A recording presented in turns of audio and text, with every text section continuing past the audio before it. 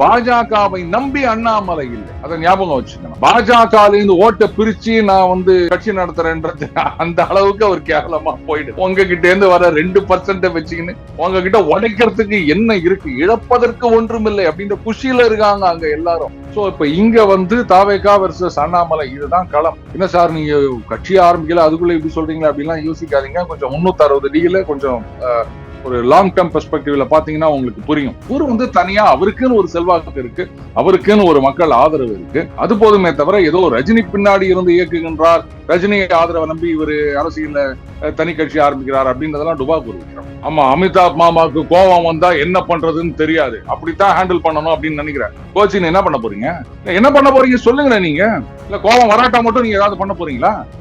நோமா அப்படியே உட்காந்து தோத்தாலும் கவர்னர் பதவி, மத்திய மந்திரி பதவி எல்லாம் கிடைக்குது, அதை விட்டு என்னங்க பழைக்க தெரியாத மனுஷனாகிறாரு இவரு. நான் கேக்குறேன், இப்போ அந்த பாராளுமன்ற தேர்தல் 29ல அண்ணாமலை கட்சி ஆரம்பிச்சு போட்டி போடுறாருங்க, ஒரு 10 சீட்ல ஜெயிக்கிறாரு கூட வச்சுக்கோங்க. ஒரு பேச்சுக்கு நான் மந்திரி ஆயிட போறீங்களா? 10 சீட்டு ஜெயிச்சாலும் நீங்க மந்திரி ஆக முடியாது. ஏன்னா அதுக்கு முன்னாடி எல்லாம் பூத் கமிட்டியை பத்தி அவனாவது பாஜக கேட்டுக்கிறீங்களாடா? பாஜக 20ல தான் இங்க ஆரம்பிச்சாங்களா தமிழ்நாட்டுல? அதான் அண்ணாமலை வந்தா மட்டும் பூத் கமிட்டின்னு என்ன பூதம் வந்துச்சுன்ற மாதிரி மர்சல் காமிச்சு நிக்கிறீங்க.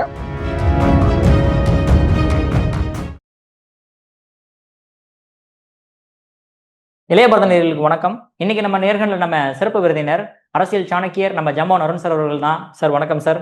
வணக்கம் விக்ரம். இன்னும் அப்படியே சொல்லி அதை விட்டு வெளில வந்தாச்சு. இனிமே புது பேர்ல சொல்லுங்க.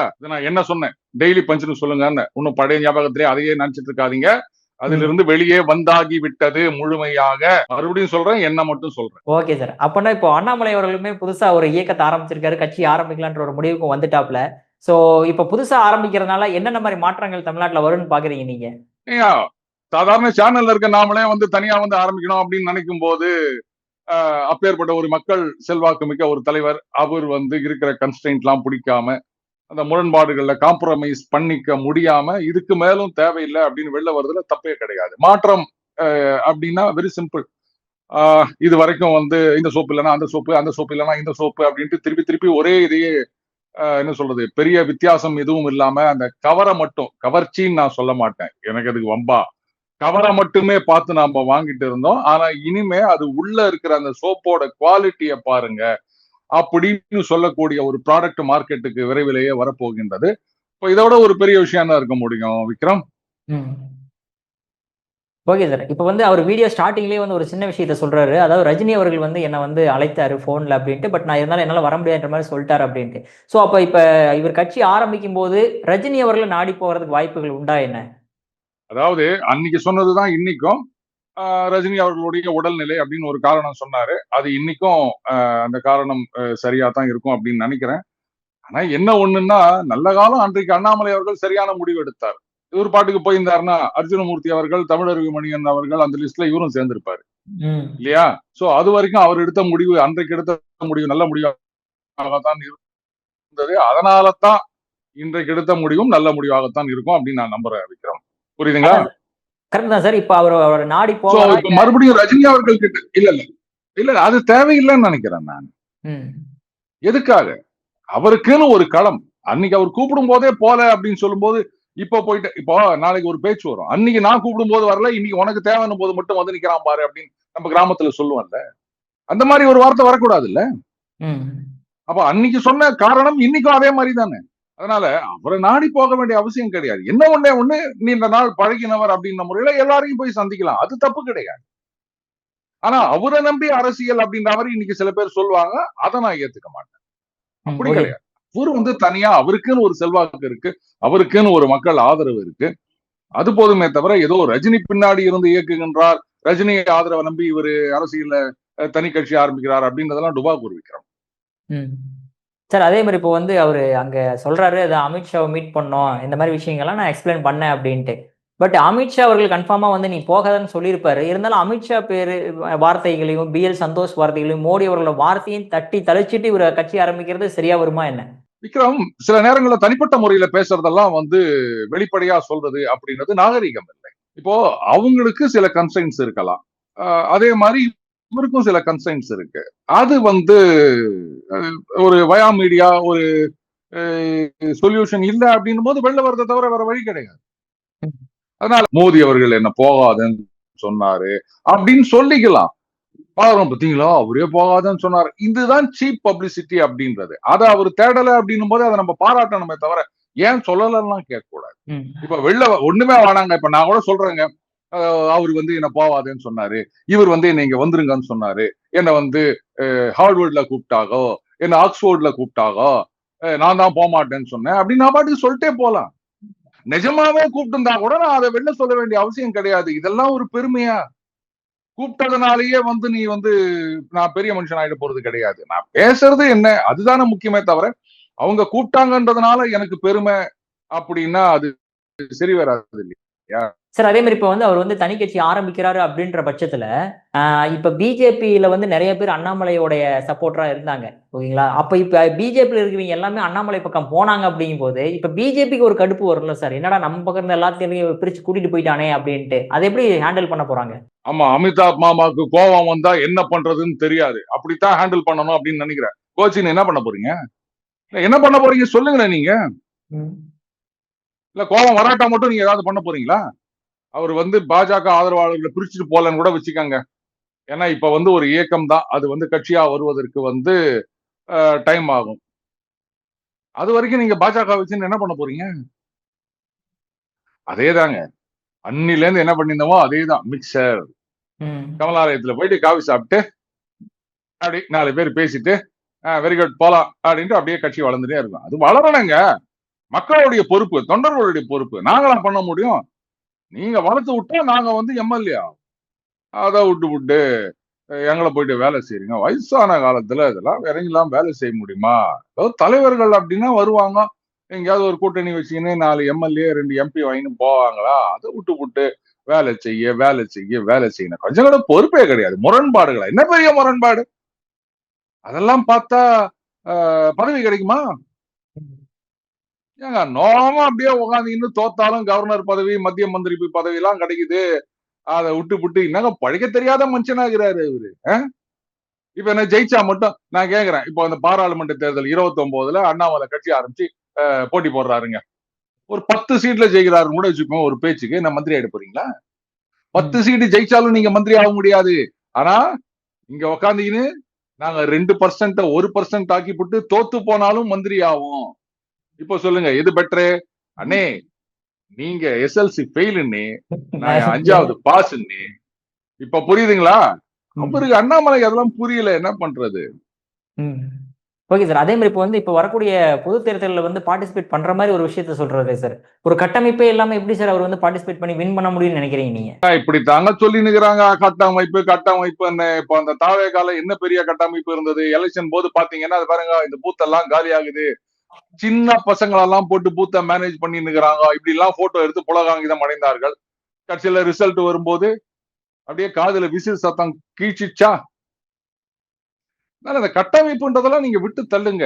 கட்டமைப்பு இருக்க கட்சி தான் வந்து திமுக. அவங்களுக்கு இல்லாத ஒரு கட்டமைப்பா சீஃப் மினிஸ்டர் இருந்தவரே தோத்து போட்டாரு. ஒரு பூத்துக்கு 100 பேர் கொண்டு வருவாங்க திமுகவால். முடியுமா முடியாதா? நிச்சயமா சார். கட்சியில 9 பேர் பூத் ஏஜென்டா, அந்த பூத்துல 5 ஓட்டு தான் ஊந்துக்குதான். இந்த கட்டமைப்பு பிம்பெல்லாம் விடுங்க. பட் அதையும் அவர், அதாவது அண்ணாமலை அவர்கள் கரெக்டா சொல்லியிருக்காரு, இந்த கல்ட் பாலிடிக்ஸ் அப்படின்றத விட்டு விலக வேண்டும் அப்படின்னு. அண்ட் இத வந்து இப்ப நீங்க கேட்கிற கேள்விக்கு அவரே பதில் சொல்லிட்டாரு. இது ஒரு அமைப்பு, வாலண்டியர்ஸ் எல்லாம் சேரணும், தொண்டர்கள் வரணும், அவங்களுக்கு வந்து அரசியல் பயிற்சி கொடுக்க வேண்டும் அப்படின்னு கொஞ்சம் கொஞ்சமா பிரிக் பை பிரிக். இது வந்து டகால்னு ஒரு கட்சி ஆரம்பிச்சு உடனே வந்து ஆட்சிக்கு வந்துட்டு அப்புறம் ஊத்திக்கிட்டு போற மாதிரி கிடையாது. ரொம்ப அஸ்திவாரம் ஆழமாக இத வந்து அவர் கொண்டு வரணும் அப்படின்னு நினைக்கிறாரு. ஒரு மிகப்பெரிய ஏக்கமாக கொண்டு வரணும் அப்படின்னு. சோ அதைத்தான் வந்து அவர் பண்ணிட்டு இருக்காரு. சொல்ல போனா இந்த கேடர் பேஸ்டு பார்ட்டி அப்படின்றதான் வந்து லாங் ஸ்டாண்டிங்ல தாக்கு பிடிக்க முடியும். அந்த மாதிரி ஒரு அமைப்பை உருவாக்க வேண்டும் அப்படின்னு நினைக்கிறாரு.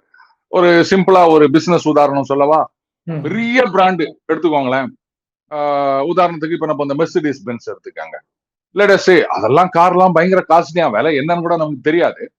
திடீர்னு அவங்க வந்து 8 லட்சம் ரூபாய்க்கு ஒரு மெர்சிடிஸ் பென்ஸ் கார் கொடுக்குறாங்க, இன்னைக்கு ஆஃபர் பண்றாங்க அப்படின்னு வச்சுக்கோங்களேன். எத்தனை பேர் அதை போய் வாங்குவாங்கன்னு நினைக்கிறீங்க? ம். சாதாரணமாவே ஒரு நல்ல கார் 10 லட்சம் ரூபாய், என்னங்க இவங்க 8 லட்சம் ரூபாய் தரானா கூட யோசிப்பாங்க. ஏன் தெரியுமா? டீலர் நெட்வொர்க் கிடையாது. சோ நாளைக்கு சர்வீஸ் கொண்டு போனோம், ஒரு ஸ்பேர் பார்ட்ஸ் மாத்தணும் அப்படின்னா எங்க அங்கேருந்து நான் சென்னை கொண்டு போனோமா, இல்ல இங்கேருந்து நான் அவ்வளவு தூரம் கொண்டு போனோமா, யோசிப்பாங்க இல்லையா? சோ அதனால தான் பாத்தீங்கன்னா மார்க்கெட்டை கேப்சர் பண்ணணும், நம்ம பெரிய அளவுல இங்க பண்ணணும் அப்படின்னு நினைக்கிற நிறுவனங்கள் முதல்ல டீலர் நெட்வொர்க்க சைமல்டேனியஸா எஸ்டாப்ளிஷ் பண்ணுவாங்க. அதெல்லாம் அந்த கட்டமைப்பை அப்படி அது உருவாகிற நேரத்துல இவங்க வந்து அந்த அட்வர்டைஸ்மெண்ட் வந்துட்டே இருக்கும். அதுக்கப்புறம் இதெல்லாம் ரெடி ஆயிடுச்சுன்னும் போது காரை கொண்டு வந்து ஷோரூம்ல இறக்குவாங்க. இதெல்லாம் சைட் பை சைட் போக வேண்டிய விஷயம். நீங்க வெறும் அட்வர்டைஸ்மெண்ட்டை மட்டும் போட்டுட்டு அதுக்கப்புறம் எங்கேயோ ஒரு இடத்துலயும் 2 இடத்துலயும் ஓ கவாசாக்கி அதுல வந்து 175 சிசில ஒரு பைக் ஒண்ணு விட்டுருக்கான்ப்பா, ரெட்ரோ. செம்மையா இருக்கு வண்டி. கலர் ஸ்கீமும் நல்லா இருக்கு. அதுல வந்து இப்போ ரேட்டை வேற குறைச்சிருக்காங்க. பெரிய அளவு டிராஸ்டிக் ரிடக்ஷன் கொண்டு வந்துக்கிறாங்க. ஆனாலும் அந்த வண்டி சேல் ஆகல. இப்ப வந்து அந்த மாடலை நிறுத்திடலாமான்னு யோசிக்கிறாங்க. அற்புதமா இருக்கு விக்ரம். நான் கூட அதை வாங்கணும்னு நினைச்சேன். ஏன்னா நமக்கு வந்து இந்த ரெட்ரோ க்ரூசர் அது புல்லட்டை விட கொஞ்சம் வெயிட்டும் கம்மி. 175 சிசி மட்டும் இல்ல, வெயிட்டும் கம்மி. அது நல்லா இருக்கே அப்படின்னு நினைச்சா பிரச்சனை என்னன்னா டீலர் எங்க இருக்காங்கன்னு தெரியல.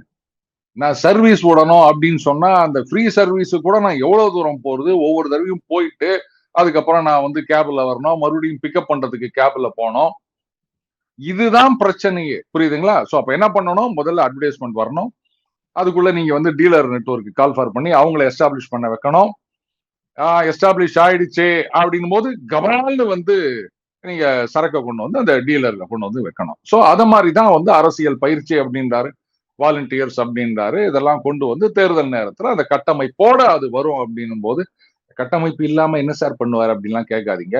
இருந்தும் தோத்து போனவங்க இருக்காங்க, இல்லாத ஜெயிச்சவங்களும் இருக்காங்க. அதனால பூத்து கமிட்டி அப்படின்றதெல்லாம் அந்த அண்ணாமலை இங்க தலைவரா பதவி ஏத்துக்கிற பிறகுதான் இங்க சில பேர் வந்து கோஷம் போட்டு இருந்தானுங்க. ஏன்னா அதுக்கு முன்னாடி எல்லாம் பூத்து கமிட்டியை பத்தி அவனாவது பாஜக கேட்டுக்கிறீங்களாடா? பாஜக 20 தான் இங்க ஆரம்பிச்சாங்களா தமிழ்நாட்டுல? அதான் அண்ணாமலை வந்தா மட்டும் பூத்து கமிட்டின்னு என்ன பூதம் வந்துச்சுன்ற மாதிரி மர்சல் காமிச்சு நிக்கிறீங்க. குழப்பத்தை பயிலுவா. வாடகை விட்டு பழைக்கிறவங்க சொல்றதெல்லாம் நீங்க கேட்காதீங்க விக்ரம். Okay sir. சார் அதே மாதிரி இப்போ வந்து அவர் கட்சி ஆரம்பிக்கிற பட்சத்துல ஓகேங்களா, அவர் வந்து என்ன சொல்றாருன்னா எல்லா கட்சியும் ஒரே மாதிரி நம்ம பார்ப்போம் அப்படின்ட்டு. ஆனா அவர் வந்து திமுகவை எப்படி எதிர்த்தாருன்னு எல்லாத்துக்கும் நல்லா தெரியும். அதே மாதிரி இப்ப தாவேக்காவை எதிர்ப்பாரா, இல்ல இந்த மாதிரி சாஃப்ட் பாலிடிக்ஸ்ன்ற ஒரு விஷயத்தை கொண்டு போவாரா? ஏங்க எல்லா கட்சியும் நாங்க ஒரே மாதிரியா பார்ப்போம் அப்படின்னா நாங்க எல்லா கட்சியும் வந்து எங்களோடையும் கூட்டணி அப்படின்னு இந்த பாசகல சில பேர் யார் யாரெல்லாம் வருவாங்கன்னு துவங்கிறாங்களே அந்த மாதிரி கிடையாதுங்க. அவர் சொன்னதோட அர்த்தம் என்னன்னா பாஜகல இருந்து வந்தவங்க அப்படின்றதுனால நீங்க வந்து பாஜக செய்யும் தவறுகளை எல்லாம் சுட்டி காட்டாம அப்படியே வாய் மூடி இருப்பீங்களா? அதாவது கூட்டணியில இருந்த ஒரே காரணத்துக்காகவே சீட்டு நோட்டு அப்புறம் ஓட்டு கொடுத்தாங்கன்ற ஒரே காரணத்துக்காக என்னதான் பண்ணாலும் ஒண்ணுமே கேட்காம எல்லாத்துக்கும் முட்டு கொடுத்துட்டு இருந்ததும் ஒரு காலம், அதையும் நம்ம பார்த்திருக்கோம். அந்த மாதிரி எல்லாம் இருக்க மாட்டோம். நமக்கு வேண்டியவங்களா இருந்தாலும் வேண்டாதவங்களா இருந்தாலும் நல்லது பண்ணோம் தட்டி கொடுப்போம், தப்பு பண்ணோம் தட்டி கேட்போம், இவ்வளவுதான் அர்த்தம். அது அதனால இவங்களை எதிர்ப்பாங்களா அவங்களை எதிர்ப்பாங்களா சாஃப்ட் பாலிடிக்ஸ் அப்படின்னா அவருடைய பிராண்ட் ஆஃப் பாலிடிக்ஸே பயங்கர ஹார்டு பாலிடிக்ஸ்ங்க. அது அங்க வேலைக்கு ஆகலன்றதுனாலதான் வெளில வந்திருக்காரு. அவரை போயிட்டு சாஃப்ட் பாலிடிக்ஸ் பண்றதா இருந்தா பாஜகவே உட்காந்து சென்ட்ரல் மினிஸ்டர் கேபினட் மினிஸ்டர் கொடுத்திருப்பாங்க அவருக்கு. இதெல்லாம் நமக்கு வேணாம் தானே அவர் வெளில வந்துக்கிறாரு. அவரை போயிட்டு சாஃப்டா பேசுங்களா? இது ஏதோ ஒரு புலி கிட்ட போயிட்டு புலி நீங்க நாளையில இருந்து சாஃப்ட் புலியா இல்ல ஹார்டு புலியா அப்படின்னா உங்களை முழுங்கி ஏப்பம் விட்டுட்டா என்ன கேட்ட அப்படின்னு அந்த மாதிரிதான்.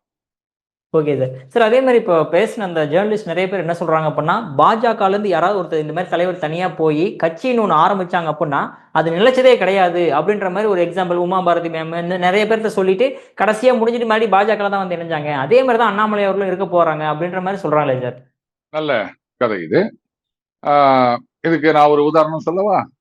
அது இங்க கூட சில பேர் சொல்லுவாங்க 2014லயும் 18% தான் வாங்கினாங்க, 24லயும் 18% தான் வாங்கினாங்க, என்ன பெருசா சாதனை பண்ணிட்டார் அண்ணாமலை அப்படின்னு.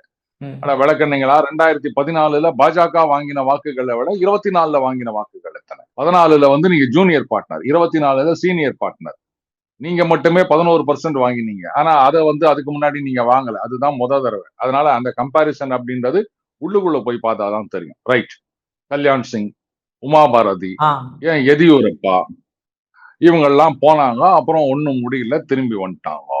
ஆனா அதுக்கும் இங்க தமிழ்நாட்டுக்கும் ஒரு வித்தியாசம் சொல்லவா? ஆ. அந்த மாநிலங்கள்லாம் ஆல்ரெடி டபுள் டிஜிட்ல ஓட்டு வாங்கி இருந்தது. ஒரு உச்ச நிலையில வளர்ந்த கட்சியாக இருந்தது பாஜக. அதனால அவங்களால வெளில போய் எதுவும் சாதிக்க முடியல. புரியுதுங்களா? ஏன்னா பாஜக லெட்டஸே ஒரு 25% 30% ஓட்டு வாங்கியிருந்தது அப்படின்னு சொன்னா, இவங்க வெளில போறாங்கன்னா, இவங்க ஒரு 5% 10% பிரிக்கிறாங்கன்னு சொன்னா, அது அவங்களால வந்து ஜெயிக்க முடியாது. அண்ட் இவங்களுக்கு 10% போனதுனால கொஞ்சம் லாஸ் இருக்கலாம்.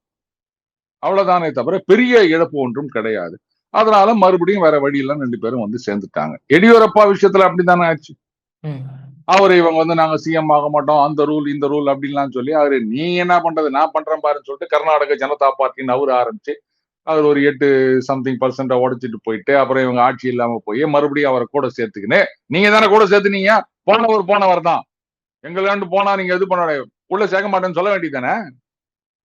ஆனா இங்க பாஜகவுக்கு இழப்பதற்கு ஒன்றுமில்லை, இருக்கிறதே 3%. தம்பி இதுல 2% எடுத்துட்டு போனாலும் எங்களுக்கு லாஸ் 2% தான். ஆனா அங்கெல்லாம் 10% 12% அப்படி பெருமையா சொல்லிக்கலாம். அடுத்தது இருக்கிறதே ஒரு எம்எல்ஏ தம்பி, அதுவும் தோத்து போயிட்டாங்க அப்படின்னு சொன்னா ஒரே ஒரு எம்எல்ஏ மட்டுமே இழந்தோம் அப்படியும் பெருமையா சொல்லிக்கலாம். அந்த திமுக பாருங்க அவங்க வந்து கிட்டத்தட்ட ஒரு 70 எம்எல்ஏக்களை இழந்துள்ளார்கள். நாங்க 3 எம்எல்ஏக்களை மட்டுமே இழந்திருக்கின்றோம். அப்ப அது பெருசா இது பெருசா அப்படின்னு கூட பெருமைப்பட்டுக்கலாம் இல்லையா? சோ இப்ப பாஜகவை நம்பி அண்ணாமலை இல்லை, அதை ஞாபகம் வச்சுக்கணும்.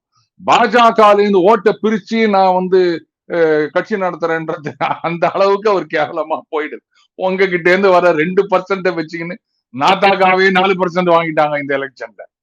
உங்ககிட்ட உடைக்கிறதுக்கு என்ன இருக்கு, இழப்பதற்கு ஒன்றும் இல்லை அப்படின்ற குஷியில இருக்காங்க அங்க எல்லாரும். ஏதோ அந்த பாலடை பிரதமன் அப்படின்னு பாக்கெட்ல விக்குதாம அது நிறைய ஆர்டர் பண்ணிருக்காங்களாம் கமலாலயத்துல. போனீங்கன்னா உங்களுக்கு கூட ஒரு பாத்திரத்துல கொடுப்பாங்க பாயசம், வாங்கிட்டு வந்துருங்க. Okay sir. சார் கடைசியா ஒரே ஒரு கேள்வி சார்.